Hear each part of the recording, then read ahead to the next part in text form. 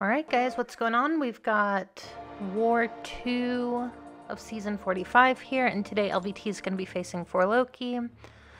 We have not matched them in a couple seasons, but I'm assuming that with like the rematch moratorium going away, that, you know, we'll be matching a larger like variety of alliances now.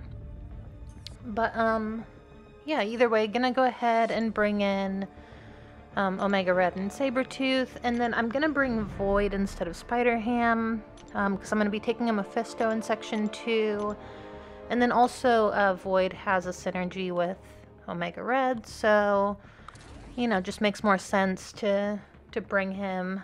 I think that, like, the Death Field does, like, more damage for each spore I have up, or something like that. I haven't read it in a while. But yeah, so I'm going to be starting off on Path 7 as usual, and I'm joining a little bit late, but when I joined the war, 4 Loki was ahead of us in exploration, and they were at 1 death, and I think there were like 100 kills and 1 death, so I was super nervous for my fights. I like, you know, stopped between each one for like mastery changes, and then also just to like, you know, reread nodes, do like duels and stuff like that. I mean, just, you know, I did not want to be the first person to die. So yeah, this is gonna be, you know, like a pretty clean war, but very stressful, and that might not show in the gameplay. Maybe it will. I'm not sure. I haven't watched. But this Mantis, you know, she can get like cleanse or whatever. I'm not sure if like if you try to parry and like if you try to parry and it doesn't stick, I'm not sure if that counts towards the node. But just in case, I wasn't really trying to parry. And then here, since I brought Spider-Ham last war, I took my Spider-Man 2099 relic off of Void, so I had to go ahead and remove Dexterity. But yeah, Void can still, like, basically Dex without Dex on against certain champions. And I've tested it against Wong before, and it definitely works, so, you know, you can evade without the Dexterity Mastery on. So yeah, this is going to be a really easy fight. Not a lot going on here. Just going to knock him down every once in a while. You know, the good thing about Void with this tactic is that, like, you can just hit their block and have 5 debuffs up because of the Wither debuffs. Plus his, which, you know, obviously does damage to them. So yeah, I mean, I just super easy fight with Void. Very hard to mess something like that up. And then in this fight, I'm going to go ahead and put Dexterity back on. And I'm going to go into this Mephisto fight. You can see that I have like a cross fight on me from Wong because I killed him when he was over a bar of power. So I kind of thought about it. I know that Mephisto is going to be starting with like a bar of power and a fury, so I'm going to back off at the start, let him get his bar of power, let him throw it, and yeah, I'm going to do that before I start, you know, messing around too much. And I'm just going to play this fight super safe. He's not tactic, so my damage is gonna take a little bit longer to ramp up here, but anytime that he tries to incinerate me, he's gonna get a wither on himself, which is gonna help with the power gain. And yeah, just gonna go ahead and hit him, throw my special ones, try to keep his power under control.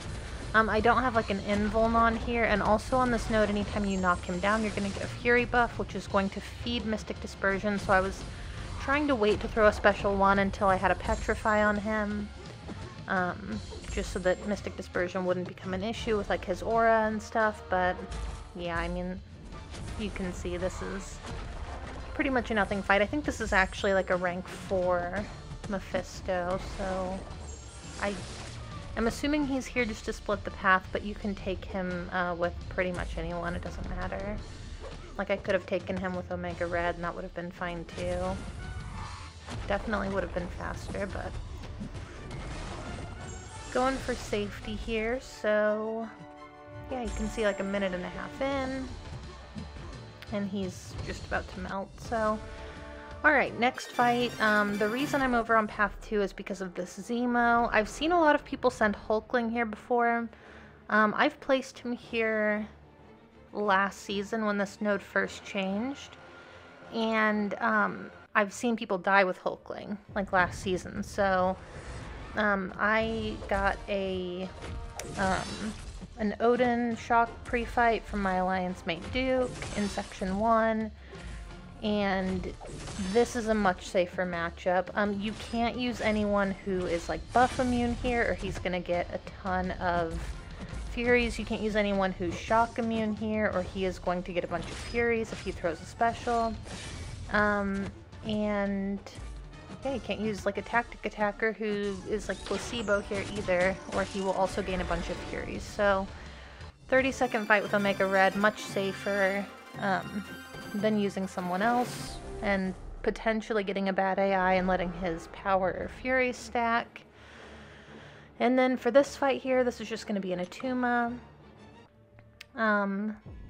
Yeah, not much to say here. He's like energy resistant, so you can't use like Sunspot or Shuri, but that does not matter with Omega Red, like at all. He does like direct damage, not energy damage, so you can see he is just melting away. It's been like 20 seconds and he is basically just kind of a goner at this point. I don't remember if I locked my spores in again, probably not.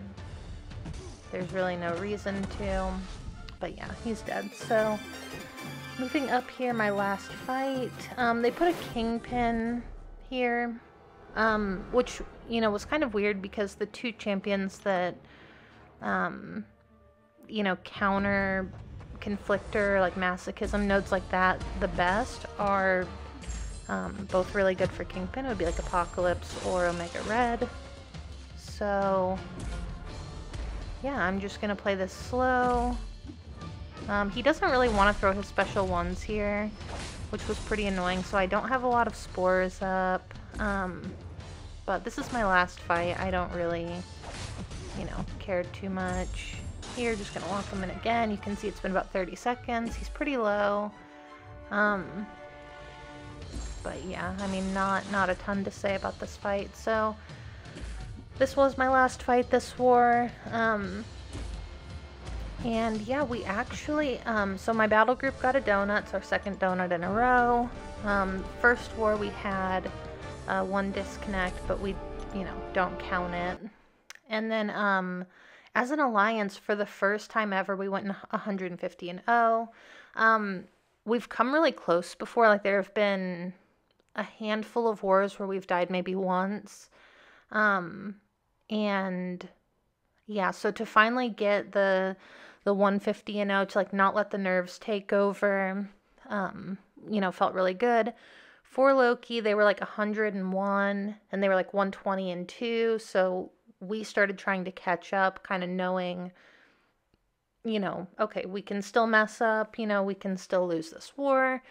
And then they probably just thought that we weren't going to die anymore because we were right around the same in attack bonuses, or I'm sorry, in exploration, and they just started letting a few slip through. And I know how that feels. It's definitely hard when, you know, there's like a lot of pressure, and, you know, or I also know how it feels when you think like, okay, we've died a second time, you know, they've died 0, we don't really have a chance anymore.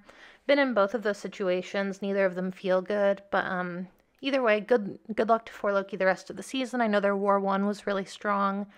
I'm sure their next war will be really strong too. But yeah, thank you guys so much for watching, and I will see you in the next one.